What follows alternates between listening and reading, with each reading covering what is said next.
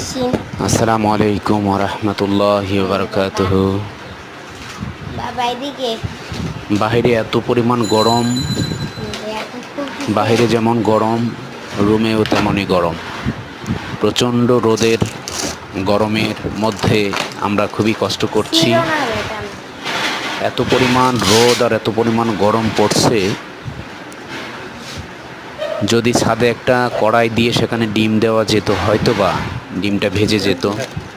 এত গরম আর সহ্য করতে পারছি না, নিজেও পারছি না এবং আমার ওয়াইফ এবং সন্তান দুজনেই বড়ই কষ্ট করছে। সেই দিক চিন্তা করে আলহামদুলিল্লাহ একটি এসি নিয়ে আসলাম। আজকে হয়তো বা সেটি লাগিয়ে দিবেন। আশা করা যায় রাত থেকে আমরা ইনশাল্লাহ এসির বাতাস নিতে পারবো। আলহামদুলিল্লাহ, সকলের জন্য দোয়া।